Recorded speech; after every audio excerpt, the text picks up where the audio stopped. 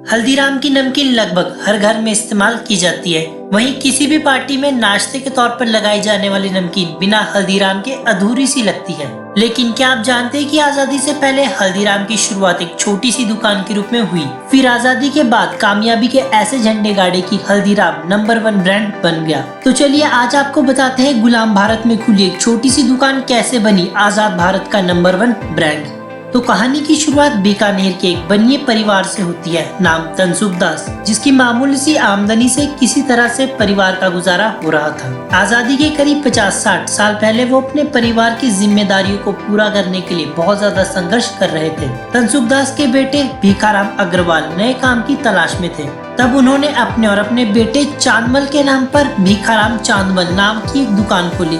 उन दिनों बीकानेर में भुजिया नमकीन का स्वाद लोगों को काफी पसंद आ रहा था। उन्होंने भी भुजिया नमकीन बेचनी शुरू की।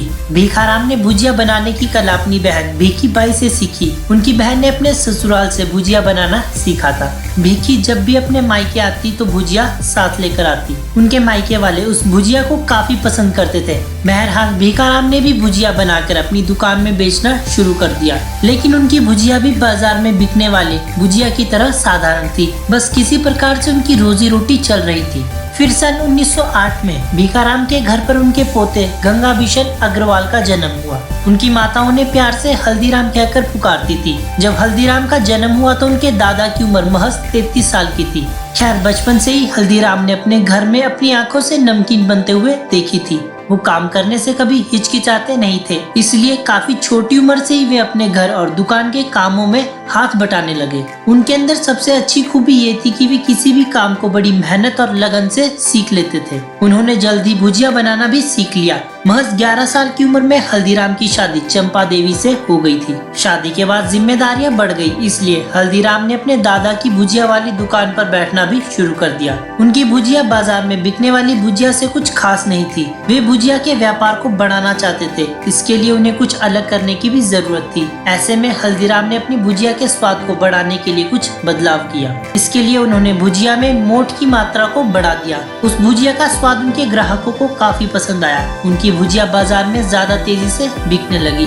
समय के साथ परिवार भी बढ़ता रहा। पारिवारिक झगड़े भी उन्हें परेशान करने लगे थे। हल्दीराम ने अंत में परिवार से अलग होने का फैसला भी ले लिया। उन्हें पारिवारिक व्यापार से कुछ भी नहीं मिला। परिवार से अलग होने के बाद हल्दीराम ने बीकानेर में ही साल 1937 में एक छोटी सी नाश्ते की दुकान खोली, जहां बाद में उन्होंने भुजिया बेचना भी शुरू कर दिया था। वे इसके जरिए मार्केट में अपना नाम बनाना चाहते थे। कहा जाता है कि हल्दीराम हमेशा अपनी भुजिया का स्वाद बढ़ाने के लिए कुछ न कुछ बदलाव या एक्सपेरिमेंट करते रहते थे। अभी तक मार्केट में लोगों ने जिस भी भुजिया का स्वाद चखा था वो थोड़ी नरम, मोटी और गठिए के समान थी। इस बार उन्होंने उसके स्वरूप को ही बदल डाला। हल्दीराम ने एकदम पतली भुजिया बना डाली। वे बहुत ही चटपटी और क्रिस्पी थी। इस तरह की भुजिया अब तक मार्केट में नहीं आई थी।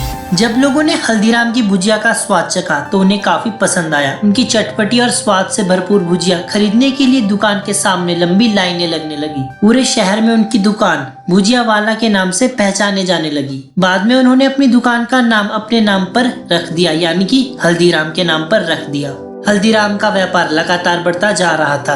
भुजिया के साथ कई प्रकार की नमकीन और भी बनने लगी थी। समय के साथ उनके प्रोडक्ट्स की मांग भी ज्यादा होने लगी। इसी के साथ ही हल्दीराम भी अपनी भुजिया में बदलाव करने लगे थे। उनके इस बदलाव से उनका स्वाद बढ़ने के साथ साथ उनका स्वरूप भी बदलने लगा। दूर दराज तक घर घर पहुंचाने के लिए हल्दीराम ने भुजिया का नाम डूंगर सेव रखा। उन्होंने अपनी भुजिया का नाम बीकानेर के मशहूर और लोकप्रिय महाराजा डूंगर सिंह के नाम पर रखा था, जिससे उनकी भुजिया की लोकप्रियता भी बढ़ने लगी थी। सन 1941 तक हल्दीराम की नमकीन का स्वाद बीकानेर और उसके आसपास के लोगों को काफी पसंद आने लगा था। हल्दीराम ने अपने व्यापार को अब पूरे देश में फैलाना चाहा। वे एक बार कोलकाता में किसी शादी पर पहुंचे और वो अपने साथ अपनी भुजिया भी लेकर गए थे। उनकी भुजिया का स्वाद उनके रिश्तेदारों और दोस्तों को काफी पसंद आया। फिर उनके रिश्तेदार और दोस्तों ने हल्दीराम को कोलकाता में एक दुकान खोलने को कहा। उन्हें उनका यह सुझाव काफी पसंद आया। हल्दीराम ने एक ब्रांच कोलकाता में भी खोल दी। आगे उनके पोते शिव कुमार और मनोहर ने उनके कारोबार को संभाला। उन्होंने कारोबार को पहले नागपुर और फिर दिल्ली तक पहुंचाया। साल 1970 में पहला स्टोर नागपुर में ही खोला गया था। तो वहीं साल 1982 में देश की राजधानी दिल्ली में दूसरा स्टोर खोला गया। फिर इसके बाद दोनों जगहों पर मैन्युफैक्चरिंग प्लांट्स लगाए गए और इसके बाद फिर पूरे देश में हल्दीराम के प्रोडक्ट्स बिकने लगे थे। देखते ही देखते हल्दीराम के प्रोडक्ट्स की मांग विदेशों में भी होने लगी। अब देश के साथ साथ विदेशों में भी हल्दीराम ने अपना व्यापार फैला दिया था। हल्दीराम के प्रोडक्ट्स की क्वालिटी और स्वाद ने कंपनी को देश का नंबर 1 ब्रांड बना दिया। हल्दीराम का ब्रांड समय के साथ तरक्की कर रहा था, इसलिए साल 2003 में हल्दीराम ने अमेरिका में अपने प्रोडक्ट्स का निर्यात शुरू भी कर दिया और आज करीब 80 देशों में हल्दीराम के प्रोडक्ट्स का निर्यात किया जाता है। लेकिन फिर साल 2015 में हल्दीराम की कंपनी को एक बड़ा झटका लगा, क्योंकि अमेरिका ने हल्दीराम के निर्यात पर रोक लगा दी। उनका कहना था कि हल्दीराम अपने प्रोडक्ट्स में कीटनाशक का प्रयोग करते हैं, जिसकी वजह से हल्दीराम के प्रोडक्ट्स पर रोक लगा दी गई। बावजूद इसके कंपनी के बिजनेस पर कुछ भी खास असर नहीं पड़ा, क्योंकि हल्दीराम ने पूरे विश्व में अपने प्रोडक्ट से एक अपनी अलग पहचान बनाई हुई है। फिर आगे चलकर कंपनी के कारोबार को भौगोलिक आधार पर देश के 3 हिस्सों में बांट दिया गया, ताकि कंपनी अधिक से अधिक ग्राहकों तक आसानी से पहुंच सके। दक्षिण और पूर्वी भारत का व्यापार कोलकाता स्थित हल्दीराम भुजियावाला के पास है,